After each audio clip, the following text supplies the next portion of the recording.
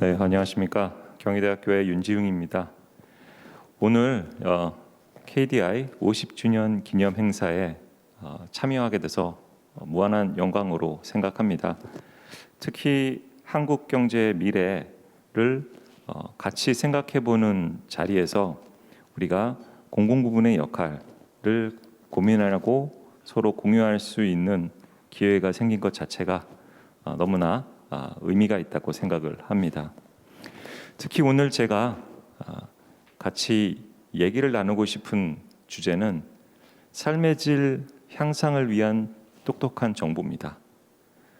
지금까지 다른 세션에서도 계속 얘기가 나왔습니다만 국민의 삶의 질이라는 것이 현재 그리고 앞으로의 미래 우리나라 국민들이 계속 요구하고 추구해야 될 방향이라고 생각이 들고요.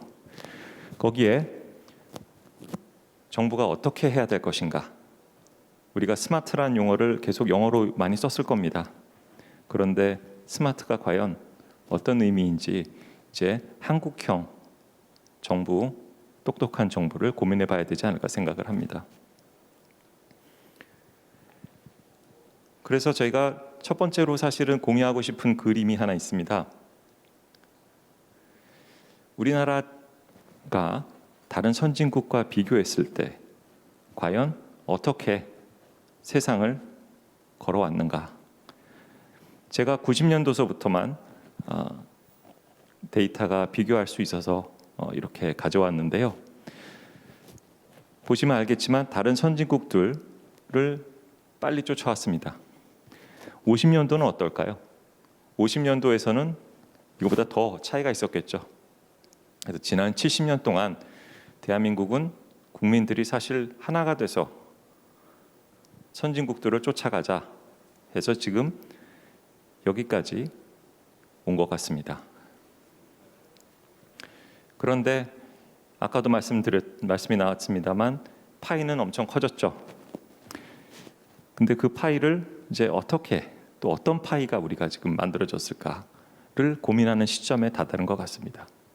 그래서 빠른 성장 대비 삶의 질에 대한 국민들의 요구와 눈높이가 많이 높아졌다라는 것이 지금 현재 유엔에서 제공하는 데이터톡에서도 나타나고 있습니다. 그럼 왜 눈높이가 이렇게 높아졌을까? 라고 해서 우리가 문제점을 저희가 찾아보자라고 한 건데요. 이 문제점은 지금까지의 문제라기보다는 우리가 앞으로 나가기 위해서 무엇을 해결해야 될 것인가의 문제입니다. 앞으로 나가기 위해서 무엇을 해결해야 될 것인가? 대한민국의 정부와 민간, 시장이라고 봐도 좋고요. 시민단체라도 봐도 좋은데요. 우리가 시민사회죠. 첫 번째 우리가 고민해야 될 것이 신뢰라고 생각합니다. 우리가 사회적 자본, 신뢰 수준 이런 것을 아마도 90년대 후반서부터 많이 들어보셨을 겁니다. 근데 대한민국의 신뢰 수준을 국제 투명성 지수로만 국제 투명성 지수로 보더라도 계속 좋아졌습니다. 그러나 아직 가야 될 길이 있다고 보여집니다. 선진국과 비교했을 때 대한민국의 그 압축 성장 과정에서 나온 부작용들 그리고 우리가 좀 놓치고 지나갔던 점들 이런 점들이 앞으로는 보완되어야 되지 않을까라는 생각이 드는 거죠. 특히 투명성과 같이 가는 것이 책임성입니다. 제가 영어로도 이렇게 표시했습니다만 우리나라 국민들이 갖고 있는 책임성에 대한 개념 그리고 자율성에 대한 개념 이것이 앞으로 변해야 되지 않을까라는 생각이죠. 특히 우리가 이 지수로만 계속 판단하는데요. 데이터 자체가 중요하다기보다는 우리가 가야 될 방향성을 국민과 정부가 같이 공유해가는 것이 필요하다고 생각합니다. 두 번째 그림입니다. 이 정부의 신뢰 수준인데요. 제가 민간과 정부 간 신뢰가 부족하다고 말씀드린 이유는 우리나라는 현 상황에서는 정부도 민간을 안 믿고 민간도 정부를 못 믿는 그런 상황이 발생한 거죠. 근데 이게 어디서 나왔을까라는 고민을 해보면 우리가 50년대, 60년대, 70년대까지 보시면 국가 연구개발 투자 비중만 보더라도 정부가 민간보다 더 컸습니다. 민간이 정부의 연구개발 투자를 앞지른 시기가 1981년도입니다. 그만큼 민간이 작았었고 정부는 민간을 컨트롤할 수 있었죠. 그래서 정부는 부성애적인 차원에서 민간이 잘 크는지 볼 수 있었고 부모님처럼 입시생을 다루듯 너 이렇게 하면 잘할 거야, 저렇게 하면 잘할 거야 라고 민간을 관리, 통제했습니다. 그런데 80년대 이후 민간이 발전하고 기술 혁신을 민간 주도로 가면서 대한민국의 신뢰 수준 또한 투명성 또한 다 향상됐죠. 여러분들 다 자녀가 있으신 분들은 아실 겁니다. 자녀가 날로 크죠. 대학교 가면은 아까 교육 우리 세션에도 나왔습니다만 더 이상 관리하기 어렵습니다. 심지어 부모보다 힘도 세죠. 부모가 언젠가는 놔줘야 되는 더 큰 바다로 가서 더 훌륭해질 수 있는 자식, 그것이 사실 부모의 마음인데 우리나라 정부는 지난 3, 40년 전에 시작했던 관리 중심의 행태를 계속 보이고 있는 겁니다. 그래서 우리가 정부 신뢰 수준이 많이 발전했지만 아직 가야 될 것이 있다 말씀을 드립니다. 이렇게 정부가 민간을 기존의 규제 체제에서 관리하다 보니까 못 믿게 되고요. 지속적으로 법을 만들면서 규제를 강화해 온 거죠. 요즘도 언론에 뭔가 일이 터졌다 그러면 첫 번째 나오는 게 법부터 만들자라는 얘기입니다. 그래서 2018년도 제가 자꾸 잘못 누르네요. 2018년도 경쟁력 평가만 보더라도 정부의 효율성 수준에서 상대적으로 낮은 순위가 제도적 여건, 기업 관련 법 가는 것이고 상대적으로 높은 것이 지원적인 수단들, 재정 지출입니다. 그래서 지금까지 대한민국 정부가 지원과 규제라는 두 개의 정책 수단을 잘 써왔다면 앞으로 그것을 더 잘 쓸 수 있는 방법이 무엇인가를 고민하는 것이 오늘 이 자리라고 생각이 듭니다.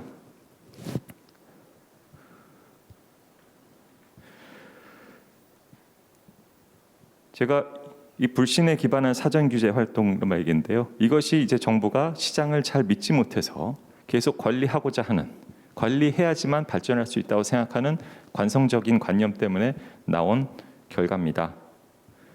OECD에서 발표하는 제품 시장 규제의 추이를 보시면 2013년도와 2018년도 데이터를 비교한 겁니다. 사실 이 데이터는 5년마다 나오는 데이터인데요. 제가 2008년도 자료도 갖고 있습니다만 시각적인 편의상 일단 두 년도만 비교를 했습니다. 여기 보시면 아직까지도 대한민국은 OECD 평균 수준보다 제품 시장을 규제하는 수준이 높습니다. 여기 국가들 보십시오.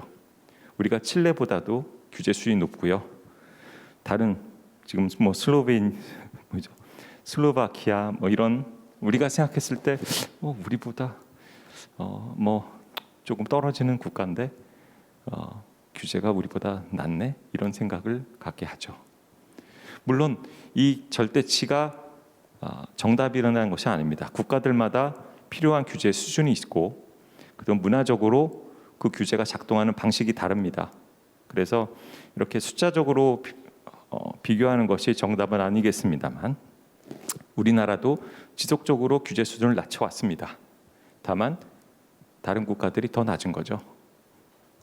특히 선진국들 보시면은 상당히 우리보다 낮은 수준의 규제를 갖고 있습니다. 또한 최근 저희가 KDA 50주년 이 프로젝트를 위해서 따로 설문조사를 실시를 했습니다. 거기에서 불필요한 규제 철폐 및 완화가 우리가 혁신을 위해서 더 필요하다는 답이 59.1%였고요. 그리고 그 외에 인재 양성, 간접 인프라 투자, 그다음에 불공정 거래 행위에 대한 처벌 및 공정거래 질서 확립, 그다음에 직접 금융 지원 확대, 기업 혁신 평가 시스템 구축 순으로 나타났습니다. 그래서 민간에서는 정부가 민간을 좀 믿어줬으면 좋겠다라는 표현이 아닌가 생각이 듭니다. 그리고 두 번째로 제가 말씀드리고 싶은 건데요. 우리가 규제를 계속 말씀을 드렸었는데 제가 세 번째로는 정부 서비스의 제공 역량 부족을 말씀드리고 싶습니다.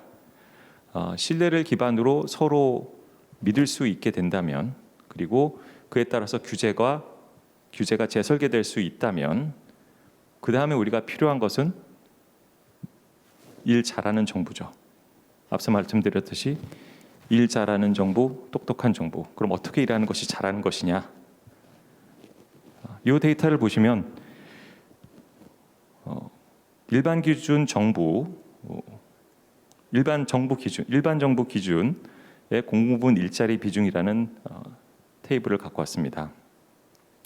이 표는 우리나라 통계청에서 최초로 공식 집계해서 발표한 자료입니다. 지금까지는 대한민국 정부가 OECD 기준의 일반 정부 기준의 공무원 수나 비중, 그 다음에 분야별 이 데이터를 제공하지 않았었는데요. 몇 년 전서부터 통계청이 좀 전향적으로 이걸 수집해서 발표하고 있습니다.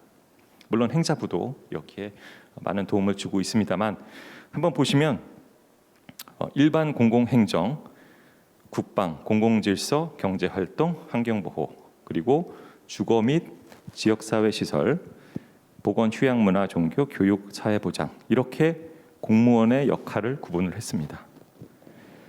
그리고 OECD 국가들과 비교를 해보니까 우리나라가 상대적으로 일반 공공행정과 그다음에 공공질서 안전, 경제활동 이런 쪽에 비중이 상대적으로 높고요. 다른 선진국들은 주요 국가들 보시면 사회 서비스나 보건, 그다음에 사회보장 쪽에 공무원 역량이 더 높다라는 것으로 나오고 있습니다. 이것을 지금 현재 단계에서 우리가 본 건데요.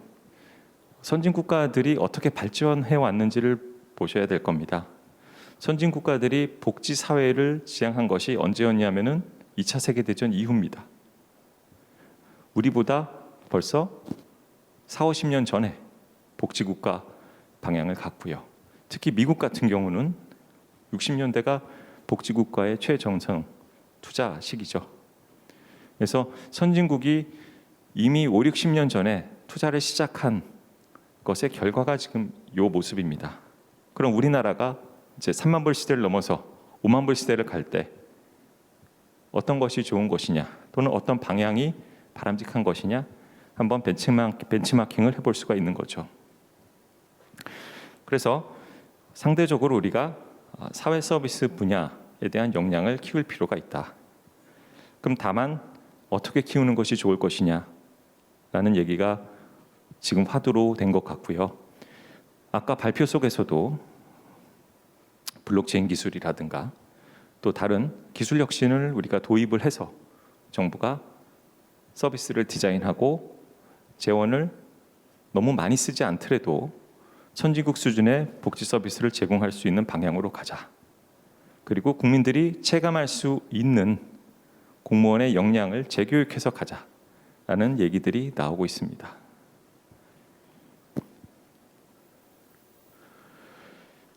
삶의 지표입니다. 아까 제가 모두에 말씀드렸듯이 국민들이 원하는 삶의 수준이, 삶의 퀄리티, 삶의 질의 수준이 선진국 수준이라고 봤을 때 우리가 비교를 과연 해본다면, 그것도 분야별로 해본다면 지금 현재 우리는 어디에 와 있는가? 한번 보시면 재미있는 표입니다. 제가 여러 항목들이 있습니다만 주택 항목, 삶의 질 일단 높다고 나왔습니다. 대한민국이. 물론 요즘 최근에 주택 가격이 많이 올랐습니다만 선진국도 올랐거든요. 우리나라만의 문제는 아니고요. 네 번째 항목 한번 보시죠. 네 번째 항목이 공동체 항목입니다. 대한민국에서 공동체 수준이 어느 정도 되냐고 물어본 겁니다. 보시면 바가 안 보이죠. 공동체 수준에 대한 만족도는 거의 빵입니다. 0입니다. 그러고 나서 다른 항목들을 보면 선진국가 얼추얼추하다가 또 눈에 띄는 항목이 있습니다. 시민 참여 보시죠. 시민 참여는 또 상대적으로 꽤 높습니다. 한 개인이 봤을 때 시민 참여는 높은데 공동체는 의식은 안 좋다? 뭔가 이상하죠. 이런 점들에 대해서 다른 선진국들 보시면 같이 갑니다. 공동체 의식과 시민 참여 정도에 대한 만족도가. 그래서 이런 부분들은 아까 나왔던 양극화 이슈라든가 최근 나온 갈등 문제들이 여기에 투영되지 않았나 생각이 들고요. 앞으로 대한민국이 국민의 삶의 질을 향상시키는데 주안점을 줘야 될 포인트들이 여기에 좀 볼 수 있지 않나 생각이 듭니다.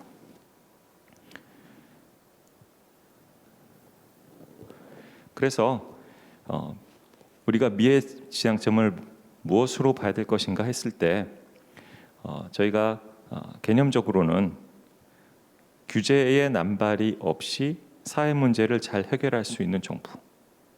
그렇죠? 여러분들 아마 대한민국의 입법 조사 시스템이 있는 거 아실지 모르겠습니다. 지금 이 시간에도 입법 조사 시스템에 들어가 보시면요, 입법 예고된 법률의 수가 나옵니다. 그 수는 여러분들이 상상 이상의 수치를 보실 수 있을 겁니다. 제가 사실은 한 달 전 정도에 이거 준비할 때 봤는데요, 1000개가 넘습니다. 입법 예고된 법률의 숫자가. 네, 그래서 법률을 계속 만들어내는 것이 과연 이를 해결하는 것이냐, 그건 한번 생각해 봐야 되지 않나 생각이 들고요. 두 번째, 공동체 의식, 양극화 해소, 환경, 근로소득 등의 사회 문제를 개선하는 정부. 우리가 경제적인 또 양적인 성장을 지속해왔다면 이걸 이제 보완할 수 있는 우리가 공동체 의식이라든가 양극화 해소를 지향하는 정부여야 되겠다라는 생각이 들고요. 세 번째가 건전한 민간 혁신 활동을 지속적으로 가능하게 하는 정부입니다. 이것은 이제 규제와도 상관이 좀 있는데요. 저희가 지속적인 혁신을 바탕으로 한 성장이 없다면 아마도 나눌 수 있는 파이도 계속 줄어들겠죠. 그것을 지금 유럽 선진국들 보시면 이번 코로나 사태에서 많이 좀 드러났을 겁니다. 유럽 국가들이 1700년대, 800년대 쌓아온 부를 1900년대, 2000년대 들어와서 어떻게 나눠 가졌는지 한번 보시고 앞으로 미래는 어떻게 설계하고 있는지 그런 고민을 우리가 같이 해야 될 것 같습니다. 그러기 위해서 우리가 공공서비스 수요 대응을 위한 정부 역량 재구성이 필요하고요. 그다음에 민간의 자율규제 강화가 필요합니다. 그래서 자율규제를 우리가 조금 더 민간을 믿고서 정부가 활성화했으면 하는 생각이 듭니다. 그리고 마지막이 이 디지털 기술을 활용한 정부 서비스의 효율화입니다. 이것이 잘 되면 신뢰가 강화가 되겠죠. 그래서 제가 마지막으로 한번 여러분들과 같이 고민해보고 싶은 방향성이 하나 있습니다. 이 그래프는 X축을 정부의 시장 개입 지수, 아까 보여드렸던 규제 지수로 놓았고요. Y축은 일반 정부 고용 규모의 비중입니다. 총 고용 규모 대비 우리나라 전체. 그래서 선진국들을 보시면 대부분 3, 4분면으로 가고 있습니다. 우리는 어디로 가야 될까요? 우리가 필요한 정부의 서비스, 그리고 국민들이 원하는 수준의 삶의 질, 그것을 충족하기 위한 공공의 역할. 과연 우리는 어떤 지점으로 가야 될지 한번 같이 고민해 볼 수 있는 지점이라고 생각이 듭니다. 이로써 발표 마치겠습니다. 감사합니다.